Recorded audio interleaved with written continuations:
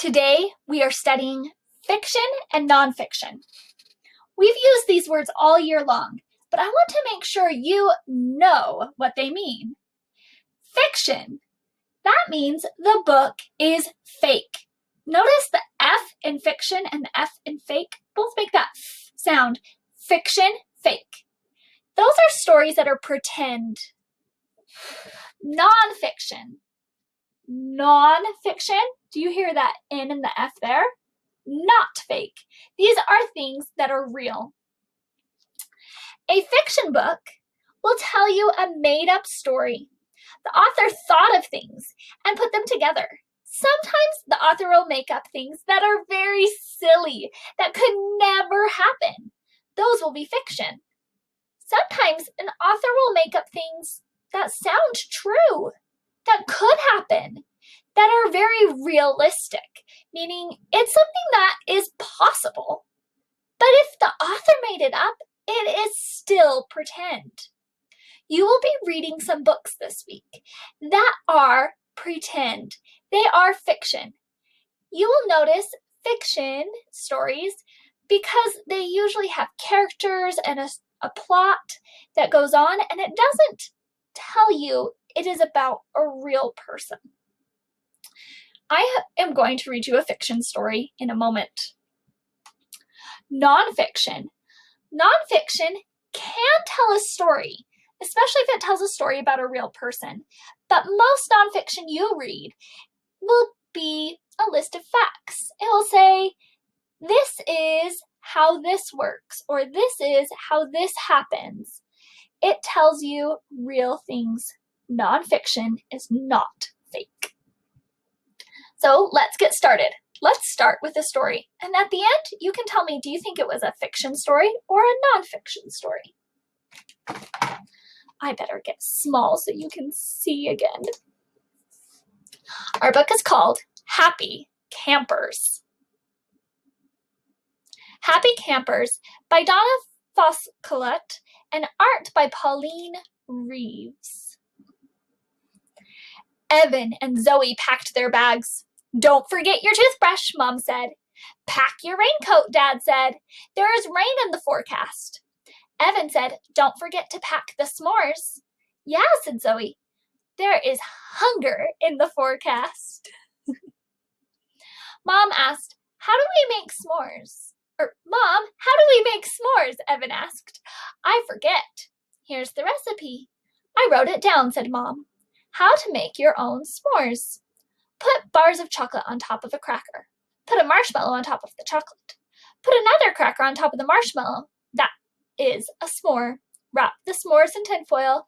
Put the s'mores next to the campfire for 5 minutes. Ask a grown-up for help. Let the s'mores cool for 3 minutes. Ask a grown-up to unwrap it. Why are they called s'mores? Zoe asked.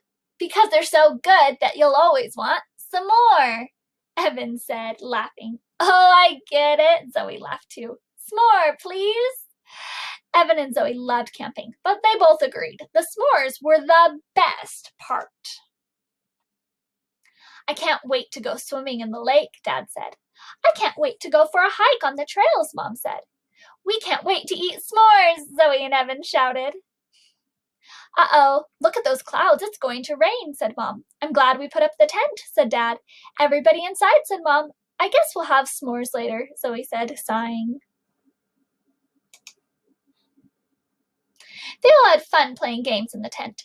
Evan and Zoe forgot about the s'mores. After an hour, the rain stopped. Then the sun came out. Is it time for s'mores? Zoe asked. It sure is, said Dad. Evan and Zoe got ready to make the s'mores. When they got outside, the sun was blazing. Mom said, sorry, kids, it's just too hot. I don't think we can make the s'mores now. Let's go to the store, Dad said. By the time we get back, it won't be as hot. Dad was right. When they came back from the store, it was much cooler.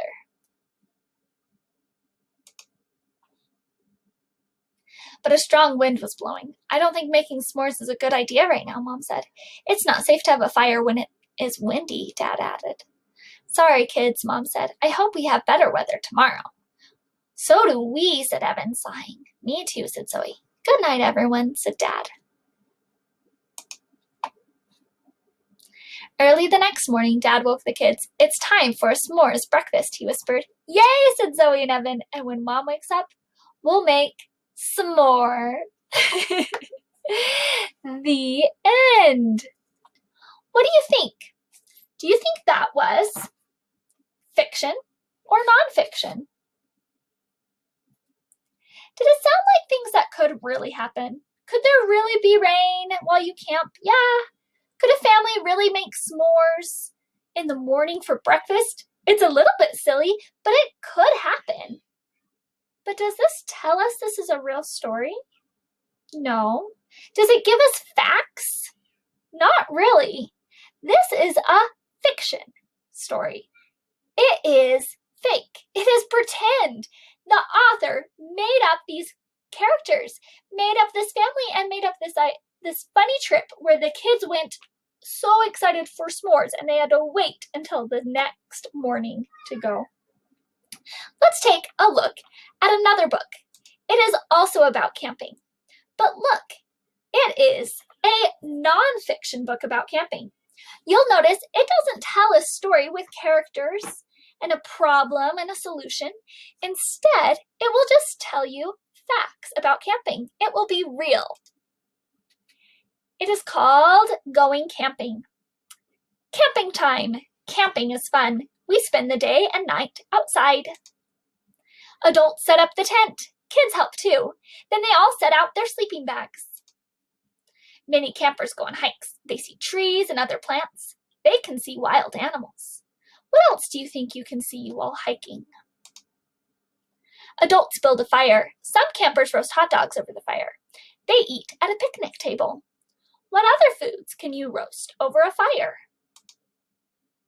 The sun goes down. Everyone gathers near the fire. People sing songs. They tell stories. Campers get to roast marshmallows. They make s'mores to eat. Hey, look, s'mores like in the last story. Later, the fire goes out. It is dark. Look at the stars. They are very bright. Why do you think stars look so bright when you go camping? Now it is time for bed. Everyone goes into the tent. They get into their sleeping bags and go to sleep. The sun rises in the morning. Time to wake up. Everyone cleans the campsite before going home. Camping supplies. Tent, s'mores ingredients, hiking boots, sleeping bag. Picture glossary. Campers, the people who camp. Campsite, a place where we set up camp. S'mores, snacks made by putting roasted marshmallows and chocolate between 2 graham crackers. Roast, to cook something over a fire. There we go. That was our nonfiction. It told us things that are real. It told us real things that you would take camping. It taught us some words about camping, and it showed us what really happens when people go camping. All of it was real. That's why I know it is nonfiction. See if you can find some fiction and nonfiction in your reading this week. Have you already read maybe a fiction book about a girl who makes her own book about autumn? Or maybe you'll read a nonfiction story soon about the signs of winter. Let's see what you read. Bye!